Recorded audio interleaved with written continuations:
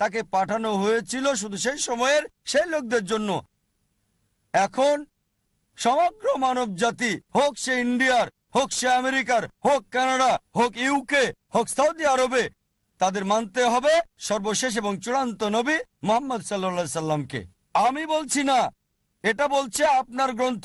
আপনার গ্রন্থ পড়ে দেখেন, ভবিষ্য পুরাণা পর্ব 3 খণ্ড 3 অধ্যায় 3 শ্লোক 5 থেকে 8, ভবিষ্য পুরাণা পর্ব 3 খণ্ড 3 অধ্যায় 3 শ্লোক 10 থেকে 27 নবীজি মুহাম্মদ সাল্লাল্লাহু আলাইহি ওয়াসাল্লাম সম্পর্কে বলছে।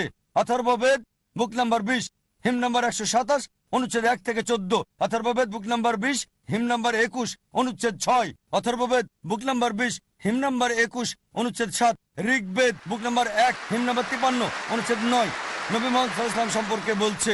তাকে বলা হয়েছে আহমদ। আহমদ মানে যে প্রশংসা করে, প্রশংসাকারীকে বলা হয় আহমদ। আহমদ নামে তার উল্লেখ আছে যদি পড়েন সামবেদ উত্তরচিক মন্ত্র নাম্বার 1500, সামবেদ ইন্দ্রা অধ্যায় নাম্বার 2 মন্ত্র নাম্বার 152, যজুর্বেদ অধ্যায় নাম্বার 31 অনুচ্ছেদ নাম্বার 18, ঋগ্বেদ বুক নাম্বার 8 হিম নাম্বার 6 মন্ত্র নাম্বার 10, অথর্ববেদ বুক নাম্বার 8 হিম নাম্বার 5 মন্ত্র নাম্বার 16, অথর্ববেদ বুক নাম্বার 20 হিম নাম্বার 126 অনুচ্ছেদ 14। তাকে বলা হয়েছে আহমদ, বলা হয়েছে নরসংসা।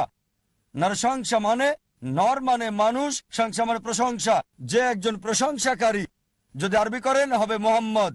তার কথা মোহাম্মদ নামে, নরসংসা নামে অনেক জায়গায় আছে।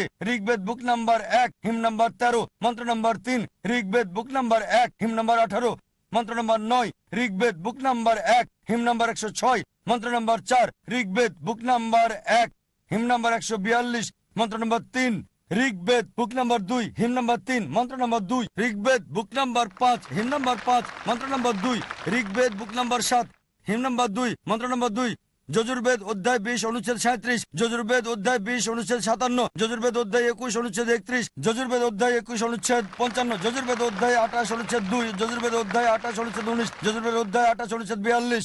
শুধু হিন্দু গ্রন্থ থেকেই এভাবে রেফারেন্স দিয়ে যেতে পারবো সর্বশেষ এবং চূড়ান্ত নবী মুহাম্মদ সাল্লাল্লাহু আলাইহি সাল্লাম সম্পর্কে।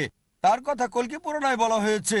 কল্কি অবতার হিসেবে বলা হয়েছে তার মায়ের নাম হবে সুমতি মানে আমিনা, তার বাবার নাম হবে বিষ্ণু ইয়াস মানে আব্দুল্লাহ। তিনি জন্মগ্রহণ করবেন শান্তির স্থান সাম্বালায় মানে মক্কা। তার জন্ম হবে সাম্বালার শহরের প্রধানের পরিবারে মানে মক্কার প্রধানের ঘরে মানে কুরাইশদের প্রধান। তার 4 জন সঙ্গী থাকবে। খুলাফায়ে রাশেদিনদের কথা বলা হচ্ছে। আরো বলা যায়, যদি সত্যি আপনার গ্রন্থে বিশ্বাস করেন, আপনাকে বিশ্বাস করতে হবে সর্বশেষ এবং চূড়ান্ত নবী মুহাম্মদ সাল্লাল্লাহু আলাইহি সাল্লাম সম্পর্কে।